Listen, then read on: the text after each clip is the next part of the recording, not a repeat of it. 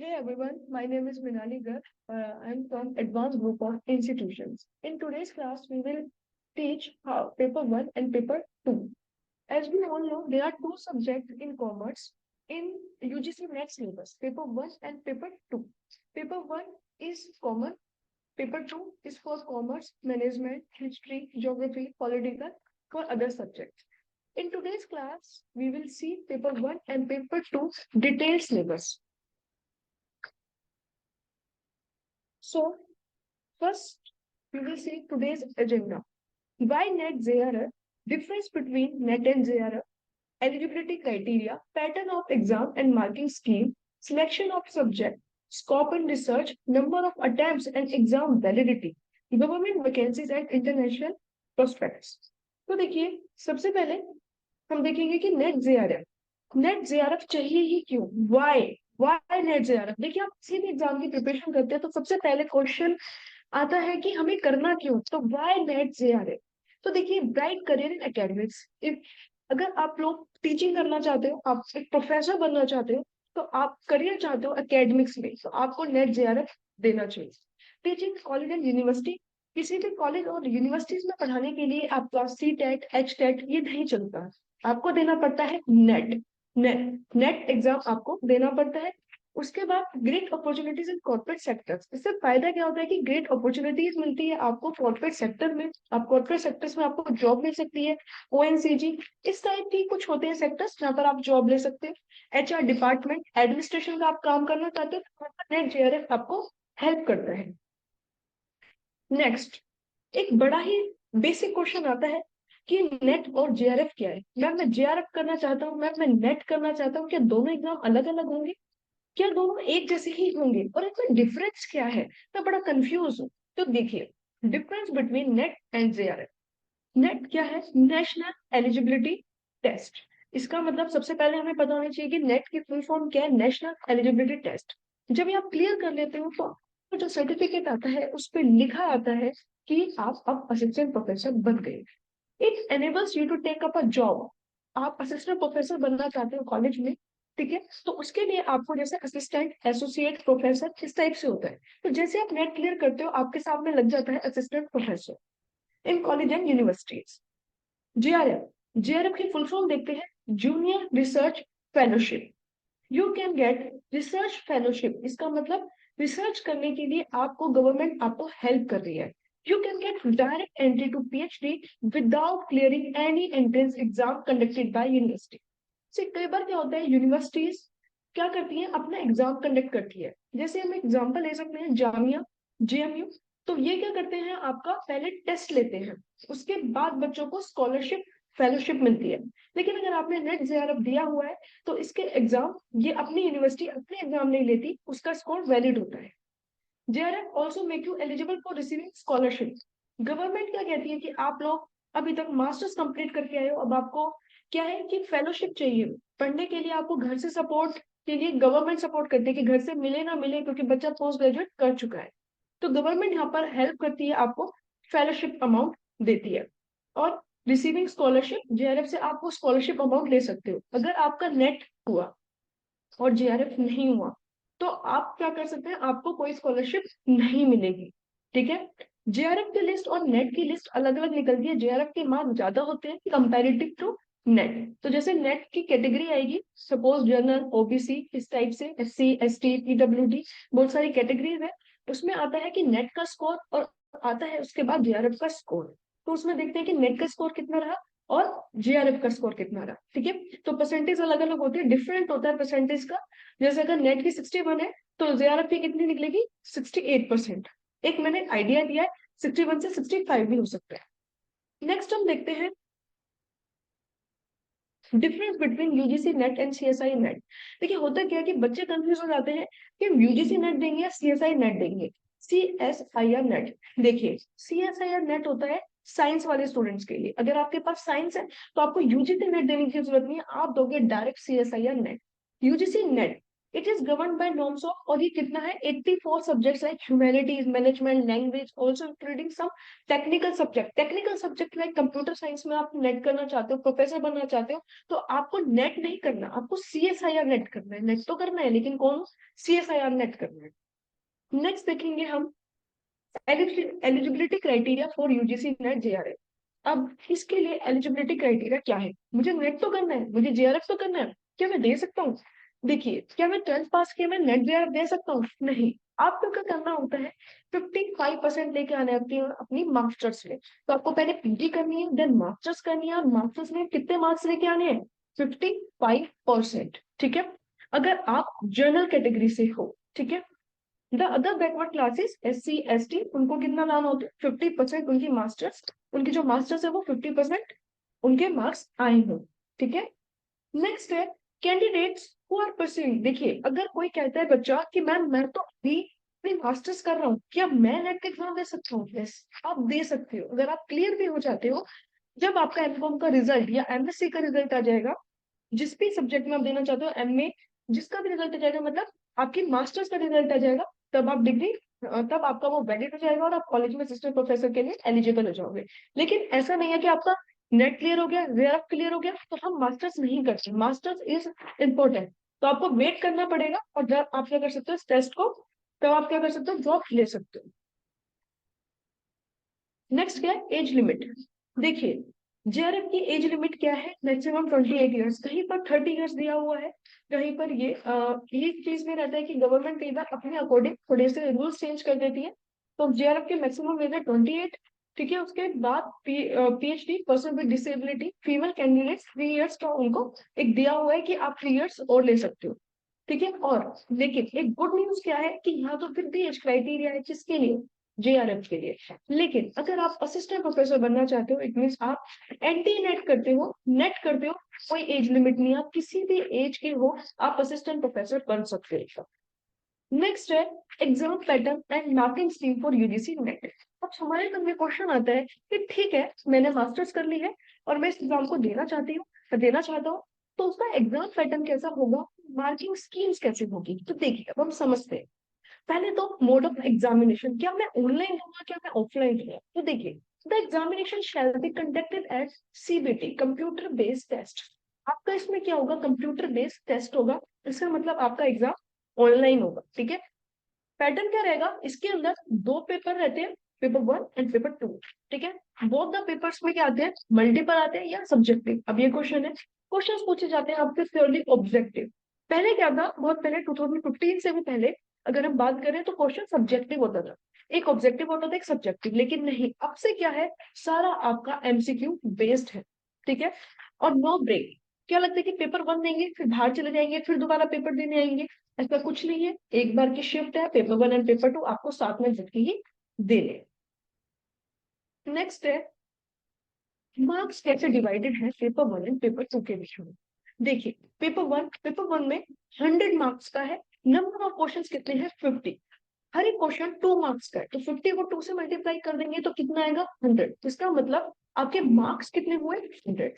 Paper 1 में कैसे question आएंगे, MCQ आएंगे, और क्वेश्चन में यूनिट्स कौन सी आएगी वो हम आगे देखेंगे। पेपर कितने आवर्स का है, 3 आवर्स का, 3 आवर्स मतलब 180 मिनट्स।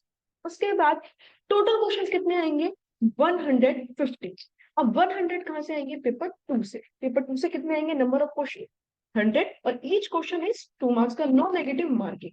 तो कितना क्वेश्चन, कितने मार्क्स हो गए आपके, 200 प्लस 100, 300। ठीक है, हमने 50 को सिंपली मल्टीप्लाई किया 2 से, 100 को सिंपली मल्टीप्लाई किया 2 से, और कितना आया, 200।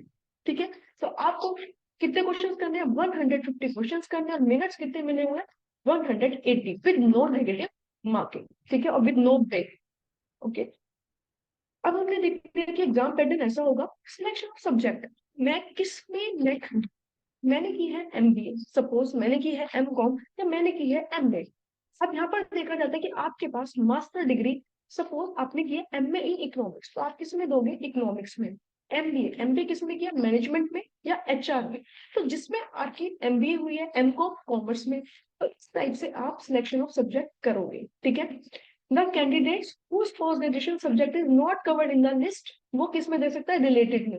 अगर वो कवर लिस्ट नहीं होती है तो आप रिलेटेड सब्जेक्ट में दे सकते हो। ठीक है। नेक्स्ट है स्कोप इन रिसर्च। ये जेआरएफ तो हम कर ले, लेकिन रिसर्च का क्या स्कोप है। सबसे पहली चीज कि जेआरएफ करते ही आप किसके लिए एलिजिबल हो जाते हो, पीएचडी के लिए। तो आप doctorate of philosophy which is the full form of PhD, और आप क्या कर सकते हो, जर्नल्स लिख सकते हो, दोबारा से रिसर्च कर सकते हो, किसमें, नेशनल इंटरनेशनल जर्नल्स में। तो ये भी क्या एक स्कोप इन रिसर्च है। नेक्स्ट देखते हैं number of attempts and exam validity. कितनी बार ये हम एग्जाम दे सकते हैं, क्या ये यूपीएससी के एग्जाम की तरह है, कितने अटेम्प्ट्स दे सकते हैं, और ये एग्जाम कब तक वैलिड है। जैसे हम पहले सुनते थे कि सी टेट और एच टेट, मतलब किसी का भी अगर हरियाणा टीचर एलिजिबिलिटी टेस्ट है, या फिर यूपी का है, राजस्थान का है, तो क्या होता था कि पहले 5 साल के लिए एलिजिबल होते थे सी टेट भी। लेकिन अब क्या है, वो लाइफ टाइम वैलिड है, और नेट तो हमारा शुरू से ही लाइफ टाइम वैलिड है। नेट को पहले से ही पता था, उसने लाइफ टाइम वैलिडिटी दे रखी थी। ठीक है। अब number of attempts no limit, इसमें यूपीएससी की तरह कोई लिमिट्स नहीं है, आप जितने चाहो उतने अटेम्प्ट्स दे सकते हो। लेकिन जेआरएफ के लिए एक चीज है कि आपकी, जैसे सपोज जेआरएफ हो गया, आज आपका जेआरएफ हो गया, आपको विद इन 3 इयर्स, रिजल्ट आने के विद इन 3 इयर्स आपको किसी यूनिवर्सिटी में एडमिशन ले लेना। अगर आप ऐसा नहीं करते तो आपको कोई भी फेलोशिप नहीं मिलेगी। हाँ, यार क्लियर माना जाएगा, नेट क्लियर माना जाएगा, लेकिन गवर्नमेंट आपको कोई भी फेलोशिप नहीं देगी, क्योंकि उसने 3 साल का टाइम दिया जहां पर आप जाके किसी भी यूनिवर्सिटी में एडमिशन ले सकते थे। नेक्स्ट देखते हैं government vacancies and international prospects. क्या यूजीसी नेट और जेआरएफ करने से हमें गवर्नमेंट वैकेंसी मिल सकती है, क्या हम इंटरनेशनल कुछ देख सकते हैं इसमें अपना स्कोप। यस, देखिए क्या दे रखा है। सबसे पहली चीज कि गवर्नमेंट वैकेंसीज, कुछ ओएनसीजी, कुछ पीएसयूज होते हैं, पब्लिक सेक्टर अंडरटेकिंग्स, वहां पर जॉब निकलती है जहां पर आपका यूजीसी नेट का स्कोर चलता है। प्लस इंटरनेशनल प्रोस्पेक्ट्स, कई बार क्या होता है कि कुछ यूनिवर्सिटीज, जो फॉरेन यूनिवर्सिटीज होती है, वो आपके यहाँ के नेट और जेआरएफ के स्कोर को लेती है। और सबसे अच्छी बात यह है कि रिजल्ट डिक्लेयर हो रहा है कि लार्ज गवर्नमेंट वैकेंसीज की वजह से 6% एवरी ईयर वो बढ़ रहा है। ये बहुत अच्छी न्यूज है, जिससे आपके चांसेस बढ़ जाते हैं नेट और जेआरएफ को क्वालिफाई करने के। नेक्स्ट देखते हैं हम जनरल पेपर। अब हम देखते हैं कि पेपर 2 तो है हमारे, बट इन पेपर में आएगा क्या। तो देखिए जनरल पेपर और पेपर 2, तो पेपर 1 में 10 मॉड्यूल्स होंगे, ऐसे सेम पेपर 2 में भी 10 मॉड्यूल्स होंगे। अब हम अंदर देखते हैं कि इन मॉड्यूल्स के अंदर क्या क्या है। तो देखिए अभी सिर्फ मॉड्यूल्स लिखे हुए हैं, एक एक करके हम देखते हैं। देखिए सबसे पहली चीज, मॉड्यूल्स में हम एक चीज और देखते हैं कि हमसे एनटीए डिमांड क्या कर रहे हैं। देखिए एनटीए ये देखता है कि आप अब कॉलेज के बच्चों को पढ़ाएंगे, तो क्या आपको नर्सरी से लेकर कॉलेज तक की कुछ चीजें याद है, बेसिक आपको आता है। जैसे सबसे पहले आपको पढ़ाया जाएगा, पढ़ोगे आप इसमें टीचिंग एप्टीट्यूड। आप खुद एक टीचर बनने वाले हो और आप लर्नर को पढ़ाने वाले हो, तो क्या लर्नर को कैसे पढ़ाया जा सकता है, कौन कौन सी आप, बच्चा कैसे समझता है, स्टूडेंट कैसी चीजों को समझ सकता है, आपको बच्चे के साथ एम्पैथी दिखानी है, सिंपैथी दिखानी है, तो आपको बेसिक टीचिंग एप्टीट्यूड पढ़ाया जाएगा। देन आता है रिसर्च एप्टीट्यूड। रिसर्च एप्टीट्यूड में आप देखोगे कि रिसर्च कैसे कैसे की जाती है, कौन कौन से टाइप्स ऑफ रिसर्च होती है, हमारी पॉपुलेशन क्या होती है, हमारा सैंपल कैसे लिया जाता है, आप आगे जिस चीज के लिए जाना चाहते हो इसका भी टेस्ट लिया जाएगा with in research aptitude. Comprehension, question 6-7 में हमने कंप्रीहेंशन के बहुत सॉल्व किए, इवन 9th तक भी किए हैं। और किसी भी कॉम्पिटेटिव एग्जाम्स की तैयारी करते हो तो कंप्रीहेंशन कभी साथ नहीं छोड़ता। तो एनटीए नेट ने भी इस सब्जेक्ट को हमारे पास दे दिया, जहां पर आपके पास कुछ क्वेश्चंस होंगे, एक पैराग्राफ्स होगा जिसको बोल सकते हैं अनसीन पैराग्राफ्स, एंड देन कुछ क्वेश्चंस होंगे जिसके हमें आंसर देने होंगे। देन आता है हमारा कम्युनिकेशन। देखिए आपको यहाँ पर, आप जैसे असिस्टेंट प्रोफेसर बन जाएंगे, ये तो आपको क्या करना है, कम्युनिकेट करना है। तो क्या आपको कम्युनिकेशन आता है, तो यहाँ पर आप देखेंगे कम्युनिकेशन। फिर आता है मैथमेटिकल रीजनिंग। क्या आपको मैथ्स की रीजनिंग आती है, क्या आपको प्रॉफिट एंड लॉस में क्वेश्चन है, तो वो एक बेसिक क्वेश्चन होते हैं। तो इसलिए यहाँ पर एंटीनेट आपकी ये चीज चेक करना चाहते हैं, logical reasoning.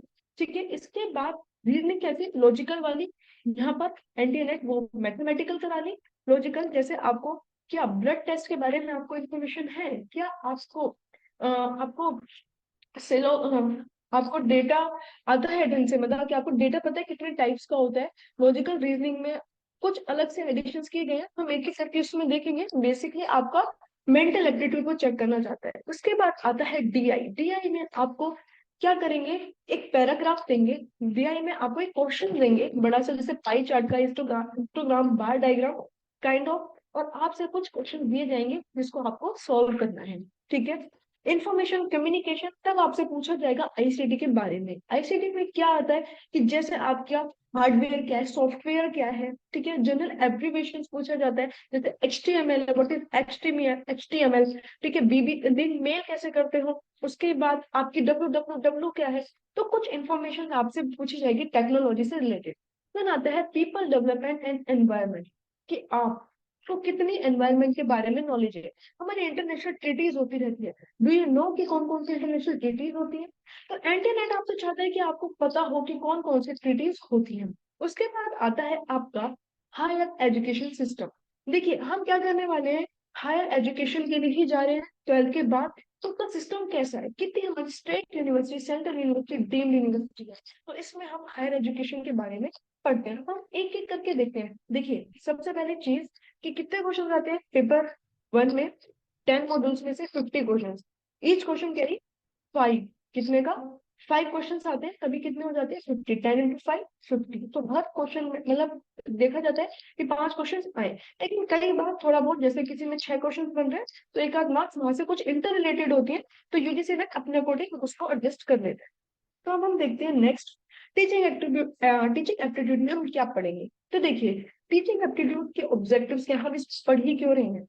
Levels of teaching, एक बच्चे को पढ़ाने के क्या लेवल्स होते हैं। जैसे अगर हम नर्सरी क्लास के बच्चों को पढ़ाते हैं तो कौन सा लेवल होता है, मेमोरी लेवल, जहां पर हम ये बताते हैं ए फॉर एप्पल।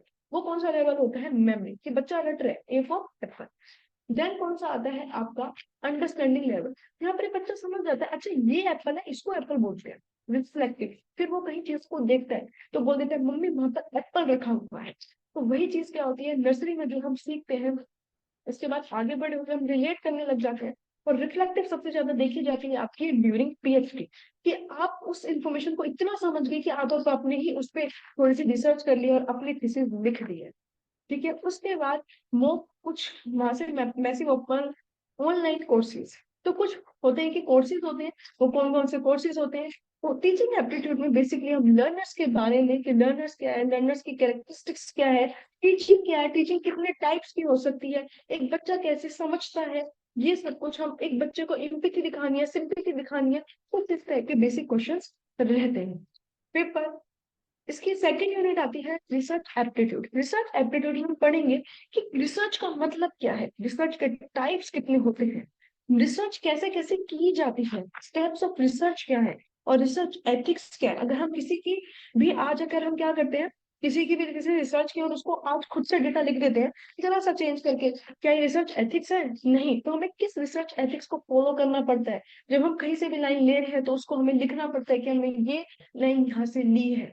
ठीक है। और स्टेप्स को अच्छे से फॉलो करना पड़ता है, पॉपुलेशन को बिना बायसनेस होकर हमें सैंपल लेना पड़ता है। तो इस टाइप से हमारी रिसर्च होती है। नेक्स्ट देखते हैं कंप्रीहेंशन। कंप्रीहेंशन में आपको क्या होता है, एक टेक्स्ट गिवन होगा और आपसे कुछ क्वेश्चन पूछे जाएंगे, कंप्रीहेंशन हम पता है। नेक्स्ट देखते हैं कम्युनिकेशन। अब आप क्या बन रहे हो टीचर, आपको पता होना चाहिए कि कम्युनिकेशन होता क्या है, कितने टाइप का होता है, फॉर्मल है, इनफॉर्मल है, कम्युनिकेशन की कैरेक्टरिस्टिक्स क्या है, इफेक्टिव कम्युनिकेशन क्या है। एज ए टीचर आपको क्या करना चाहिए, इफेक्टिव कम्युनिकेशन करना चाहिए। जैसे आपने बात बोली तो स्टूडेंट उस बात को पकड़ ले। अगर वो नहीं चीज समझ रहा तो 7 C's और प्रिंसिपल्स हमें इफेक्टिव कम्युनिकेशन के ध्यान रखने चाहिए। 7 C's में जैसे क्लैरिटी होनी चाहिए हमारी, क्लियर होनी चाहिए। तो ऐसी काफी चीजें हमारे यहाँ पर आती है जो कि हम किसमें पढ़ेंगे, इफेक्टिव कम्युनिकेशन में। फिर अगर इफेक्टिव कम्युनिकेशन हम कर रहे हैं तो कुछ रुकावटें आ रही हैं, चीजें हमें रोक रही हैं। तो उन बैरियर्स कौन कौन सी है, उन बैरियर्स के बारे में हम पढ़ेंगे। लास्ट पढ़ते हैं मास मीडिया एंड सोसाइटी, कि मास मीडिया जैसे न्यूज़पेपर हो गया, आपका टेलीविजन हो गया, सोशल मीडिया हो गया, और इससे सोसाइटी पे क्या इम्पैक्ट पड़ रहा है। तो यहाँ पर हम बेसिकली पूरा प्योर कम्युनिकेशन के बारे में पढ़ते हैं। नेक्स्ट हम देखेंगे मैथमेटिकल रीजनिंग, कि टाइप ऑफ रीजनिंग कितनी होती है, नंबर सीरीज के क्वेश्चन सॉल्व करते हैं आप। और उसके बाद लेटर सीरीज, ये सारा SCCGL का या बैंकिंग में सब जगह आता है। लेकिन इसका लेवल, एक गुड न्यूज है कि इसका लेवल बैंक और SSC के लेवल से काफी कम होता है। तो आपको पढ़ना है लेकिन उससे कम पढ़ना है, ठीक है। तो नंबर सीरीज, लेटर सीरीज हम इसमें पढ़ेंगे। देन पढ़ेंगे मैथमेटिकल एप्टीट्यूड, जैसे कि आपको पता होना चाहिए कि अगर मैंने सामान खरीदा और उसको इतने पे सेल किया तो मुझे प्रॉफिट हुआ या लॉस हुआ, कितने परसेंट का प्रॉफिट लॉस हुआ। टाइम डिस्टेंस स्पीड के क्वेश्चंस कुछ पूछे जाएंगे, कुछ रेशियोज के क्वेश्चंस आएंगे, एंड देन कुछ आएंगे प्रोपोर्शंस के कुछ क्वेश्चंस। रेशियोज क्या, उसके रेशियो क्या है, उस कंपनी की रेशियो क्या है, कुछ इस टाइप से। एंड देन क्या आएगा, प्रोपोर्शन के कुछ क्वेश्चंस आएंगे। तो मैथमेटिकल रीजनिंग में सिर्फ इतना ही रहेगा। लॉजिकल रीजनिंग में आ जाते हैं वेन डायग्राम, ठीक है। तो वेन डायग्राम हम यहाँ पर समझेंगे, स्ट्रक्चर ऑफ आर्ग्यूमेंट समझेंगे कि आर्ग्यूमेंट क्या होता है, उसका स्ट्रक्चर क्या होता है, डिडक्टिव इंडक्टिव रीजनिंग क्या होती है। उसके बाद हम यहाँ पर सारा लॉजिकल रीजनिंग देखेंगे। नेक्स्ट क्या आता है आपका, DI, डेटा इंटरप्रिटेशन। देखिए सिंपल सा मतलब, DI मतलब आपको कोई डेटा गिवन है और आपको उसके बारे में इंफॉर्मेशन दी हुई है, और आपको क्या करना है, उससे कुछ चीजें निकालनी है। निकालने का मतलब आपसे पूछा जाएगा कि सपोज कि एक विलेज में अगर 1000 लोग हैं तो कितने मेल हैं कितने फीमेल हैं, या उनकी परसेंटेज कितनी है, ओल्ड कितने हैं, इन्फेंट कितने हैं। तो वो आपको कुछ डायग्राम्स बना के दिए जाएंगे। सपोज बार चार्ट आपको दे दिया, पाई दे दिया, हिस्टोग्राम दे दिया, जाइव कर्व दे दिया। इस टाइप से आपको कुछ चीजें दी जाएंगी, टेबल चार्ट दे दिया, और क्वेश्चंस पूछा जाएगा। और क्या पूछा जाएगा हमें यहाँ से, कि डेटा को क्लासिफाई कैसे करें, और क्वालिटेटिव एंड क्वांटिटेटिव डाटा क्या होता है, और डेटा प्राइमरी लेना है या सेकेंडरी लेना है, प्राइमरी डाटा क्या होता है, सेकेंडरी डेटा क्या होता है। नेक्स्ट हम देखते हैं आईसीटी। आईसीटी में हमारा क्या आता है, देखिए आईसीटी में जनरल एब्रिविएशंस, इसका मतलब हमसे सिंपली पूछा जाएगा, सपोज WWW, इसकी फुल फॉर्म क्या है, तो world wide web. Main main चीज इसमें आती है टेक्नोलॉजी, कि अगर आज आप क्या करते हो, कम्युनिकेट करते हैं लेकिन with the use of technology. आपको टेक्नोलॉजी का पता होना चाहिए कि टेक्नोलॉजी कैसे यूज की जाती है, राइट। तो यहाँ पर हम पढ़ेंगे इंटरनेट क्या होता है, इंटरनेट सब यूज कर रहे हैं।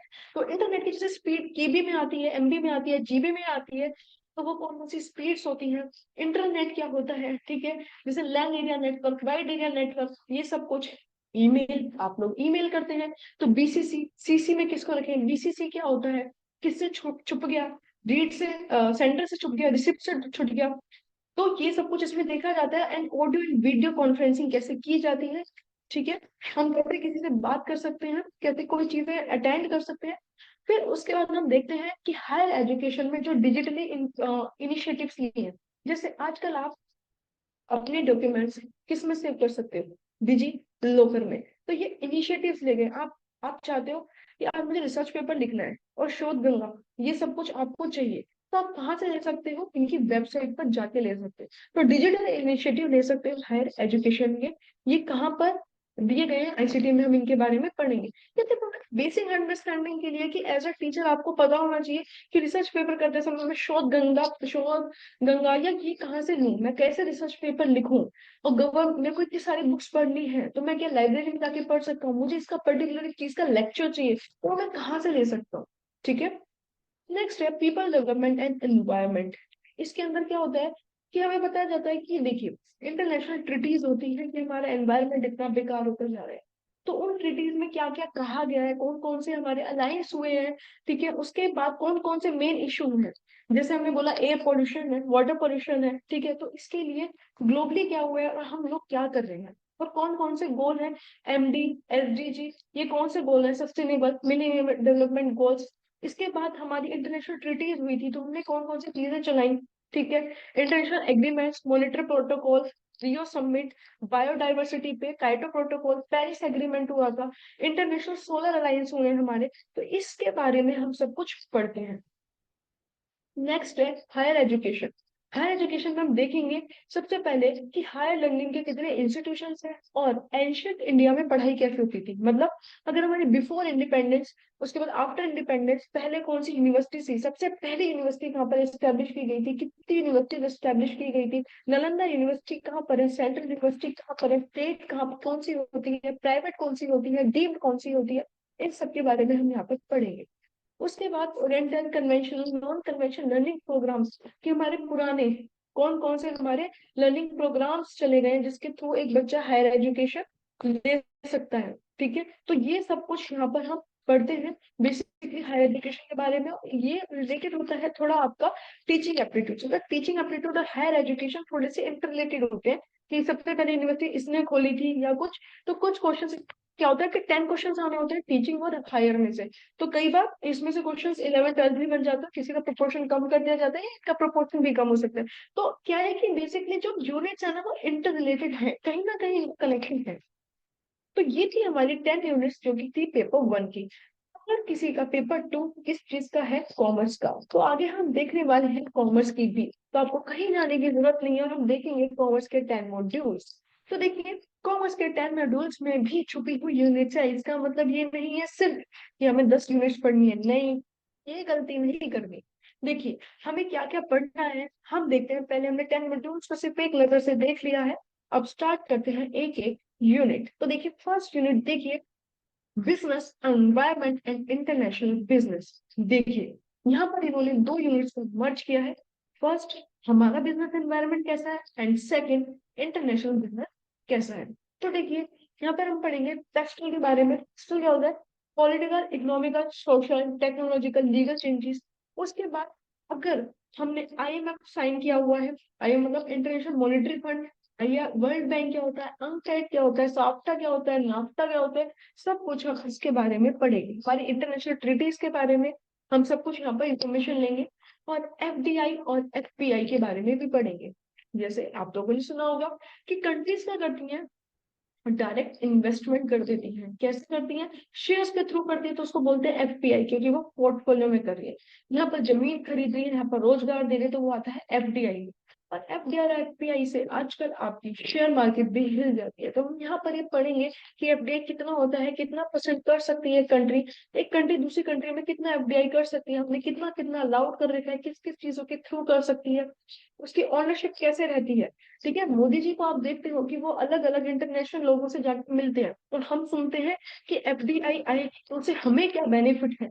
इससे रिलेटेड क्वेश्चन आ जाते हैं 1991 से, जब से GLP globalisation legalisation and privatisation India के अंदर आया, तो हमारा एनवायरमेंट काफी हो गया। पहले India is a closed economy, बंद थी इकोनॉमी, लेकिन 1991 के बाद कैसी हो गई, ओपन इकोनॉमी। हम वर्ल्ड वर्ल्ड पे वर्ल्ड के अकॉर्डिंग मतलब पूरे वर्ल्ड से क्या कर सकते हैं, जितनी भी कंट्रीज है उनके साथ, जितनी भी नहीं जिन्होंने कुछ ट्रीटी साइन की होती है, हमने एग्रीमेंट किया होता है कि हम इनके साथ ये चीज खरीदेंगे, ये चीज चलेंगी, जिसके साथ हमने अलायंस वगैरह साफ किया हुआ है, उन चीजों के बारे में हम देखेंगे कि किन लोगों के साथ हमने वो अलायंस किया हुआ है कि इन्वेस्ट कर सकते हैं।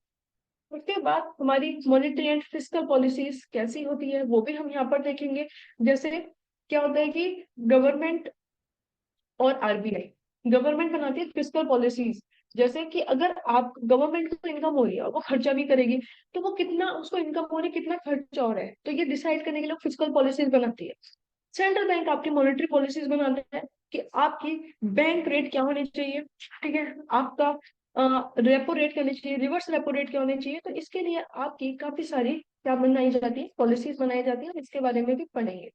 फिर आता है आपका कंज्यूमर प्रोटेक्शन एक्ट, जिसके बारे में हम पढ़ेंगे कि कंज्यूमर कैसे कैसे अपने आप को प्रोटेक्ट कर सकते हैं। नेक्स्ट है आपकी अकाउंट्स एंड ऑडिटिंग। देखिए accounts and auditing second unit में सिर्फ अकाउंट्स एंड ऑडिटिंग नहीं है, उसके साथ छुपी हुई है और थोड़ा सा बजटिंग का पार्ट। देखिए सबसे पहले अकाउंटिंग में भी इन्होंने सब चीज को लिया हुआ है। क्लास 11 में आपकी बेसिक अकाउंटिंग प्रिंसिपल्स ली है, तो क्लास 12 से आपकी इन्होंने corporate accounting plus partnership accounting ली है। उसके बाद इन्होंने कॉस्ट से भी आपका cost and management accounting, managerial costing, break even, budgeting control, जो आपका बजटिंग वाली बुक होती थी उसमें से बजटिंग कंट्रोल एबीसी क्या होता है, इंडियन अकाउंटिंग स्टैंडर्ड्स क्या होते हैं, ठीक है, इंटरनेशनल फाइनेंशियल रिपोर्टिंग स्टैंडर्ड कौन से होते हैं, वो सब लिया हुआ है। प्लस ऑडिटिंग में कि एक अगर एक ऑडिटर है तो उसमें क्या क्वालिटीज होनी चाहिए, किस किस कंपनी का वो ऑडिट कर सकता है, मैनेजमेंट ऑडिट क्या होता है, तो यहाँ से उन्होंने ऑडिटिंग भी ली हुई है। इसके अंदर 2 यूनिट नहीं गाइस, 3 नहीं 4 यूनिट छुपी हुई हैं जो कि हमें नहीं दिख रही है, जो कि हमें सिलेबस से पता चलेगा। कई बार लगता है कि सिर्फ 10 बुक पढ़नी है, नहीं। अकाउंट्स एंड एडिटिंग में 11 कर दी? नहीं, ये तो 2-3 बुक्स हमसे और भी पढ़वाएगा। ठीक है। नेक्स्ट देखते हैं बिजनेस इकोनॉमिक्स। इसके बाद हम देखेंगे कि इकोनॉमिक्स का मीनिंग क्या होता है, स्कोप क्या होता है, एक बिजनेस फर्म के ऑब्जेक्टिव्स क्या होते हैं। उसके बाद demand production function, cost function, elasticity of demand क्या होती है, किसी भी मार्केट में प्राइस का डेटा क्या होता है, हमारी परफेक्ट कॉम्पिटिशन, ओलिगोपोली, मोनोपोली, कौन सी फर्म्स होती है, इनके कैरेक्टरिस्टिक्स क्या होते हैं। इसमें स्टेटमेंट और रीजनिंग के क्वेश्चन आते हैं। ठीक है, हम कैसे क्वेश्चंस को सॉल्व करते हैं, उसका मेजरमेंट कैसे करते हैं, ये सब कुछ इसमें आता है इकोनॉमिक्स में से।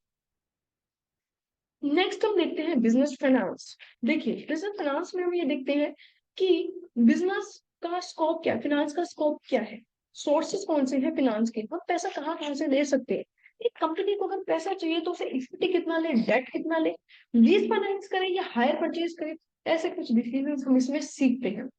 Cost of capital and time value of money, हम यहाँ पर देखते हैं कि कैपिटल की कॉस्ट क्या होती है और मनी की एक टाइम वैल्यू होती है। देखिए आप घर में आपके पास अगर 100 रुपए, तो वो 100 रुपए 200 नहीं होंगे, लेकिन अगर आप उसको इन्वेस्ट करते हैं तो वो जरूर 100 के 110 हो जाएंगे। तो वही होती है टाइम वैल्यू ऑफ मनी की, मैं उसको एक साल को एक नोट को अंदर ही रखूं कि उसको मार्केट में इन्वेस्ट कर दूं, लगा दो। तो यहाँ पर हम टाइम वैल्यू ऑफ मनी के बारे में पढ़ेंगे कि एक कंपनी कैसे अपना कैपिटल की कॉस्ट निकालती है, कितना डेट में, कितना शेयर्स में पैसे लगाती है, और फाइनेंशियल इंस्टीट्यूशंस को लोन देती है, उनसे लोन लेती है। कैपिटल स्ट्रक्चर क्या होता है, कैपिटल बजटिंग डिसीजंस क्या होते हैं, ठीक है, बजट कैसा बनाती है, उसके लिए कैसे डिसीजन लेती है। इंटरनेशनल फाइनेंशियल मार्केट्स क्या होती हैं, इंस्ट्रूमेंट कौन से होते हैं, जीडीआर क्या होता है, एसडीआर क्या होता है, यहाँ पर कंपनी वो सब देखती है। इंटरनेशनल आर्बिट्रेज क्या होता है, इंटरनेशनली भी बात करती है कि जीडीआर से पैसे कैसे निकाल सकते हैं, global deposit receipt, and ADR मतलब हमारे होते हैं American deposit receipts. Euro currency क्या होती है, यहाँ पर हम ये पढ़ते हैं। आर्बिट्रेज इंटरनेशनली झगड़ा होता है तो उसे कैसे सुलझाया जाएगा। मल्टीनेशनल कैपिटल बजटिंग कैसे की जा सकती है, हम मल्टीनेशनल कैपिटल कैसे ले सकते हैं, किस किस कंट्री को इन करा सकते हैं, आउट करा सकते हैं, ये सब कुछ फिनांस के बारे में देखा जाता है। नेक्स्ट आता है आपका business statistics and research methods. देखिए एक गुड न्यूज है, इसमें एक बैड न्यूज है।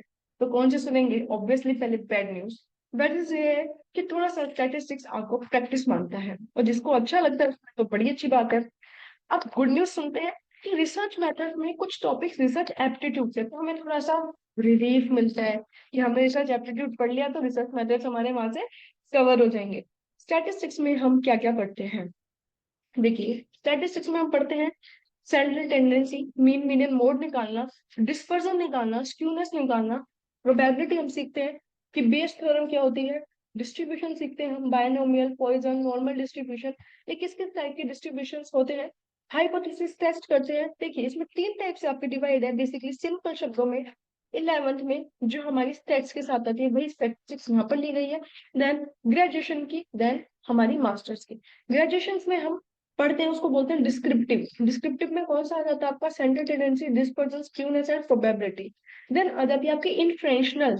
इनफ्रेंशनल मतलब हायर लेवल की, जो कि किस पे आती है, मास्टर्स में। मास्टर्स में क्या आता है, टेस्ट करना आता है। कौन से टेस्ट आते हैं, Z test, T test, ANOVA test, chi square, ये सारे रैंक कोरिलेशन टेस्ट, ये किसके अंदर आते हैं, हमारे बिजनेस स्टैटिस्टिक्स के अंदर, जिसमें मास्टर्स में आते हैं।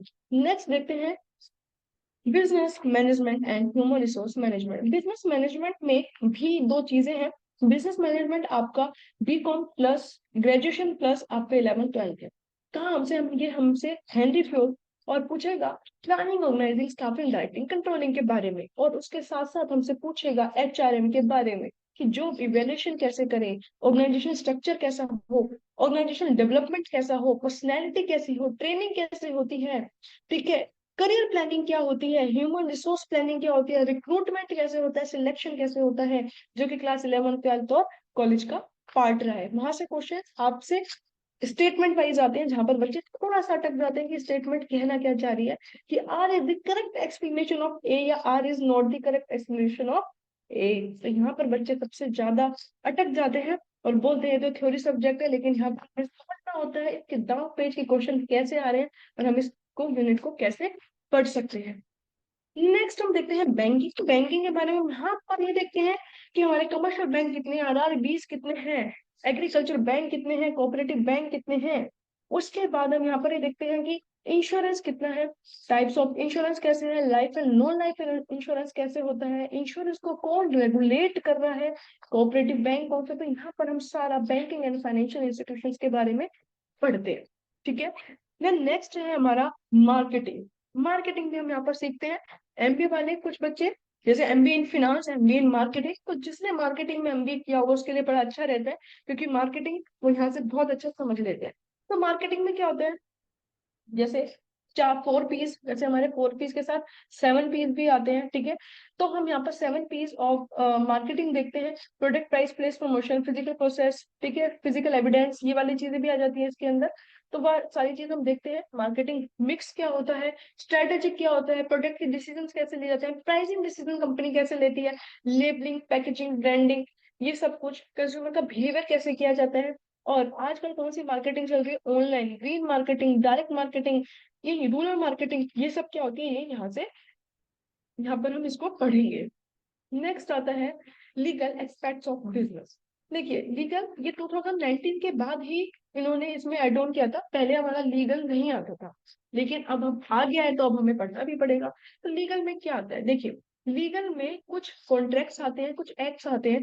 जैसे इंडियन कॉन्ट्रैक्ट एक्ट है 1872, सेल्स ऑफ गुड्स एक्ट है 1930, नेगोशिएबल इंस्ट्रूमेंट एक्ट है, उसके अंदर सिर्फ ईयर नहीं आते हैं, उसके अंदर कौन होता है, जब हम कॉन्ट्रैक्ट करते हैं, गुड्स एक्ट करते हैं, तो उसके अंदर कौन कौन सी पार्टीज होती है, नेगोशिएबल इंस्ट्रूमेंट में चेक आता है या नहीं आता है, बिल ऑफ एक्सचेंज क्या होते हैं, प्रोमिसरी नोट क्या होते हैं, कंपनीज एक्ट क्या कहता है। देखिए कंपनीज एक्ट 1996 के बाद इतनी अमेंडमेंट आ गई कि 2013 एक एक्ट बन गया, तो उसमें क्या आता है, कंपटीशन एक्ट में क्या आता है, लिमिटेड लाइबिलिटी एलएलपीज क्या होती है, राइट टू इंफॉर्मेशन एक्ट क्या होता है, इंफॉर्मेशन टेक्नोलॉजी एक्ट क्या होता है, और हमारा फेवरेट जीएसटी क्या होता है।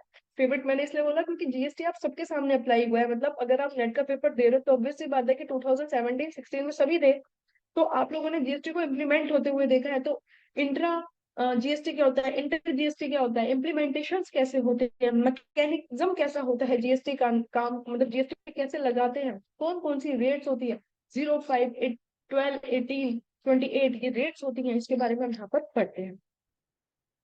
आपके भाई है last unit which is income tax and corporate tax. यहाँ पर भी इसने 2 यूनिटों को कंसिस्ट कर लिया है अपने अंदर, लिखने की बात है 10 यूनिट है, लेकिन 98 क्या चाह रहा है बेटा, पढ़ना सब है, कुछ भी नहीं छोड़ के जाना है।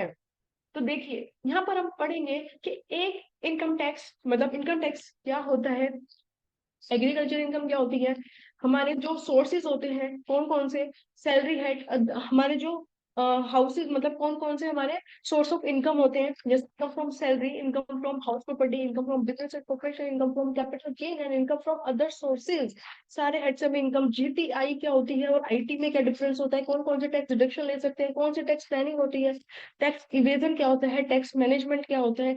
यहाँ पर इस टाइप के क्वेश्चन आते हैं। एटीसी से एटीयू की डिडक्शन कैसे ली जाती है, जैसे हमारी अगर डोनेशन से रिलेटेड कौन से डिडक्शन है, एटीजी। तो ये कुछ क्वेश्चन यहाँ पर आते हैं। क्लबिंग ऑफ इनकम क्या होता है, ये हमसे पूछा जाता है। देन कॉर्पोरेट टैक्स आता है कि एक कंपनी कैसे अपना टैक्स पे करती है, उसकी प्लानिंग कैसे हो सकती है, सिग्निफिकेंस क्या है कॉर्पोरेट टैक्स प्लानिंग का। और टीडीएस, कुछ लोगों का टीडीएस कटता है, तो ये टीडीएस कैसे करता है, कब करता है और कहाँ पर डिपॉजिट किया जाता है, ई फाइलिंग ऑफ रिटर्न कैसे की जाती है।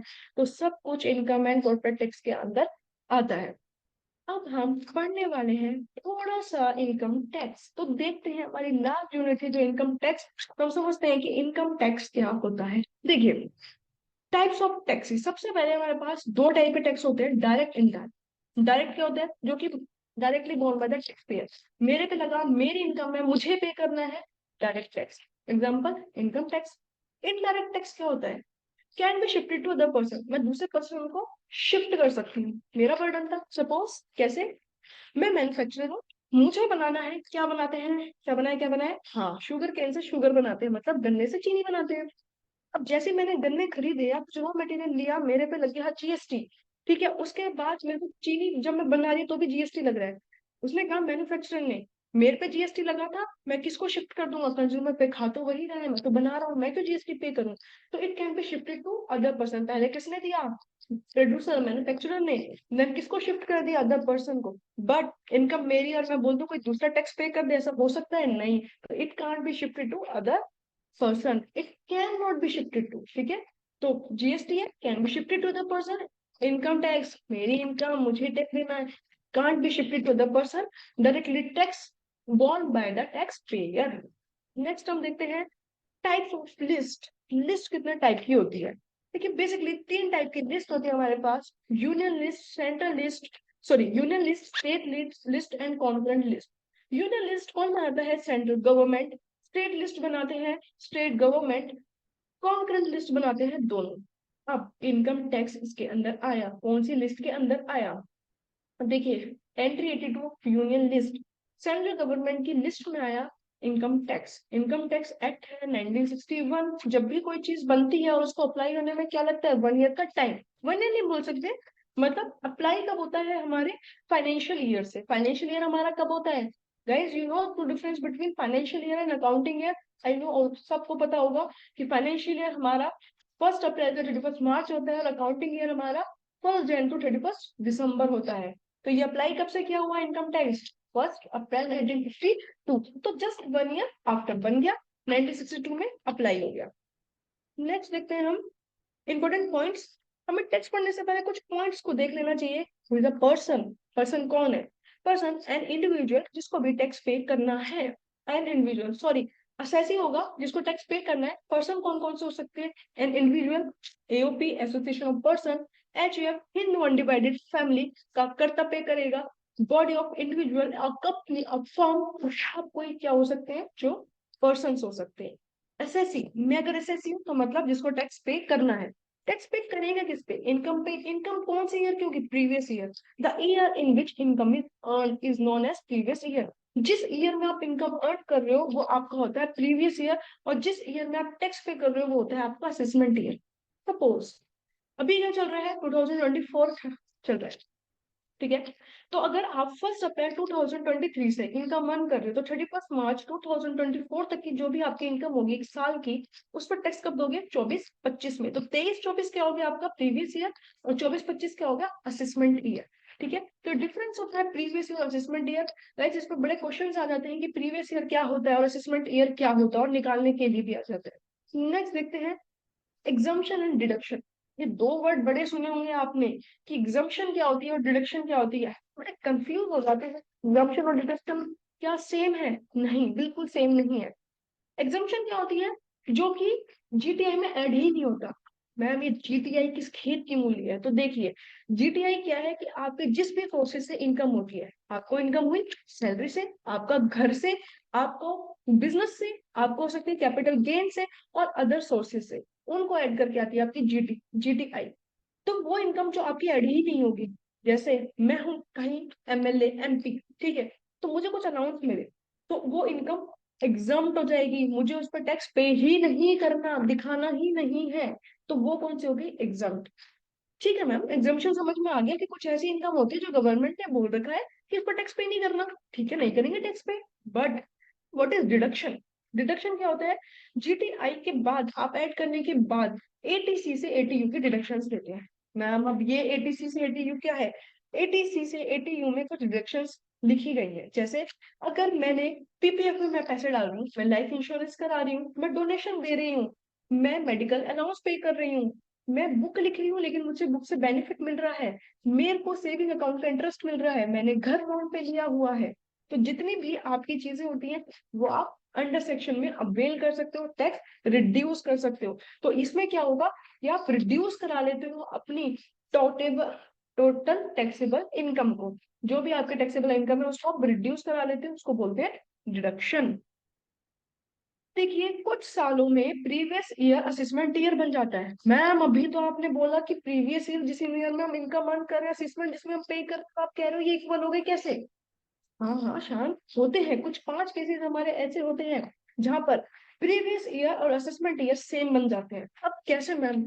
देखिए अगर मेरा शिपिंग बिजनेस है, मैं शिप चलाती हूँ, मेरा शिप का बिजनेस है, गवर्नमेंट कहेगी ठीक है आपने इनकम अर्न कर ली है, लेकिन आप शिप लेके कहीं भी चले गए, लेकिन अभी आपने इंडिया से इनकम अर्न करी है, आप इंडिया में टैक्स दे के जाओ, आप जहां जाना है, लेकिन अभी अपनी इनकम पे इंडिया में टैक्स दो।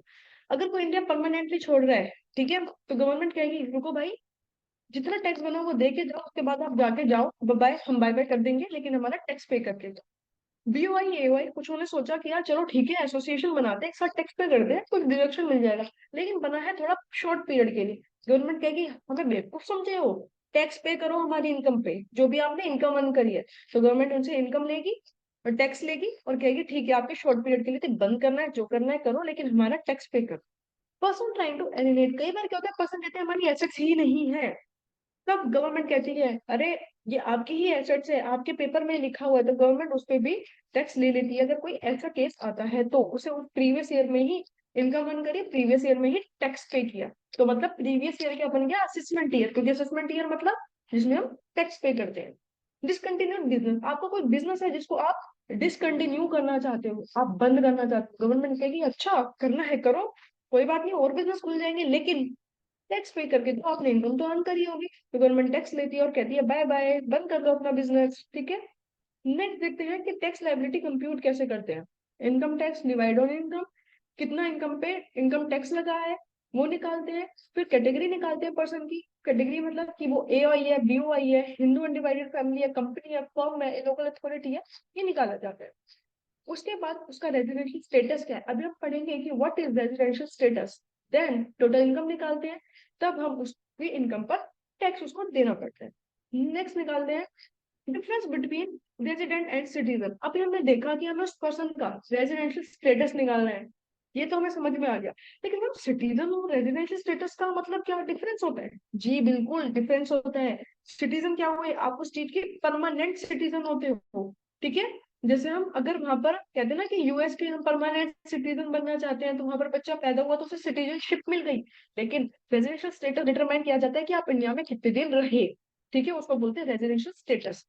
मैम हमें डिफरेंस तो पता चल गया सिटीजन और रेजिडेंट, बट कैलकुलेट कैसे करते हैं? तो देखिए, आप रेजिडेंट हैं या एनआरआई है, एनआरआई वर्ड यूज होता है जिसको बोलते हैं नॉन रेजिडेंट इंडियन, ठीक है। कि आप रेजिडेंट हैं या एनआरआई है, तो रेजिडेंट में क्या होगा, अगर आप दो कंडीशन फुलफिल कर दोगे तो आप क्या हो जाओगे, रेजिडेंट हो जाओगे। रेजिडेंट कैसे होगे, अगर आप इंडिया में 182 डेज और मोर थे, या फिर आप प्रीवियस ईयर में 60 दिन थे, या फिर 4 साल, उससे 4 साल में 365 दिन थे। अगर आप इसमें से कोई भी कंडीशंस पूरी कर देते हो आप रेजिडेंट हो। कैसे, देखिए, अगर आप प्रीवियस ईयर में 6 मंथ से ज्यादा थे इंडिया, तो आप रेजिडेंट। और अगर आप इंडिया में 60 दिन थे प्रीवियस ईयर में, लेकिन 4 साल में 1 साल यहीं पर बिताया, तो आप क्या बन गए, रेजिडेंट। और अगर आप कोई कंडीशन पूरी नहीं करे तो आप क्या बन गए, एनआरआई। उसके बाद है 2020 में गवर्नमेंट ने कहा, देखिए लोग इसका फायदा उठा रहे थे, 6 महीने यहाँ पर इनकम अर्न करते थे 6 से कम, और उसके बाद फॉरेन इनकम पे और टैक्स पे नहीं करते थे। गवर्नमेंट ने कहा 2020 में गवर्नमेंट की आंखें खुली और उन्होंने बोला अच्छा तुम हमें बुड़बक समझे हो, अभी हम बताते हैं। वो कुछ क्या क्या लेके आए, कुछ रूल्स लेके आए। तो रूल्स क्या हुआ कि जब लोगों ने देखा लोग मिसयूज कर रहे, गवर्नमेंट ने कहा कि 182 से 120 डेज आप रुको यहाँ पर कम। अगर आपकी 15 लाख से इनकम ज्यादा है तो टैक्स बढ़ुआ हमें दे के जाओ, बबुआ टैक्स हमें दे के जाओ। तो गवर्नमेंट ने क्या करा, टैक्स खुद लिया। तो ये कब आंखें ओपन हुई गवर्नमेंट की, 2020 में, और अप्लाई कब हुआ, 2021 और 22 में। अप्लाई होने में थोड़ा सा टाइम लग जाता है, as you know the government time लेती है किसी चीज को भी अप्लाई करने में। उसके बाद है, अब कोई रेजिडेंट है लेकिन वो ऑर्डिनरी रेजिडेंट है, तो देखिए वो कैसे डिसाइड होता है। देखिए अगर वो रेजिडेंट 2 साल रहा है, अगर हम उसकी इनकम निकाल रहे हो 10 साल में, वो 2 साल इंडिया में है, और immediately proceeding relevant previous year, मतलब हमने उसकी इनकम कैलकुलेट करी 10 साल में, वो 2 साल में भी इंडिया रहा है, तो हम बोलेंगे कि वो ऑर्डिनरी रेजिडेंट है। प्लस दोनों ही कंडीशन से पूरी करनी है कि वो 7 सालों में 700 दिन रहा हो, immediately preceding relevant previous year. मतलब बेसिकली हम उसे 10 साल में कह रहे हैं कि 2 साल, और 7 सालों में भी बोल रहे हैं 2 साल, 365 पर 365। तो हम भी बोल रहे हैं अगर वो दोनों कंडीशन हमारी पूरी करता है तो हम बोलेंगे कि भाई आप इंडिया के रेजिडेंट तो हो, और कौन से हो, ऑर्डिनरी। अगर वो ऑर्डिनरी नहीं है, दो कंडीशन पूरी करी, तो वो रेजिडेंट तो है, लेकिन वो ROR रेजिडेंट, नो NOR बन जाता है, नॉट ऑर्डिनरी रेजिडेंट में वो आ जाता है। अगर देखिए, अगर आप क्या है, इंडिविजुअल नहीं है, फर्म है, HUF है, कंपनी है, तो कैसा स्टेटस उसका निकलेगा, रेजिडेंशियल स्टेटस। तो आप उसके निकालोगे कि HUF का मतलब वो मैनेजमेंट कहाँ से होता था, इंडिया से होता था, बाहर से होता था, कंट्रोल मैनेजमेंट कैसे होती थी, ऐसी कंपनी कहाँ से कंट्रोल और मैनेजमेंट होती है, उसके बेसिस पर आप उसका रेजिडेंशियल स्टेटस निकालते हो। किसका, अदर देन इंडिविजुअल का। ओके, आई होप आप सभी को ये क्लास अच्छी लगी हो, आप सबको कॉन्सेप्ट क्लियर हुए हो कि पेपर 1 एंड पेपर 2 कितना आते हैं, पेपर 1 में कितने मॉड्यूल्स होते हैं, पेपर 2 में कितने मॉड्यूल्स होते हैं, और थोड़ा सा आपको जो मैंने इनकम टैक्स का इंट्रोडक्शन दिया है, आई होप आपको क्लियर हुआ हो। Thank you.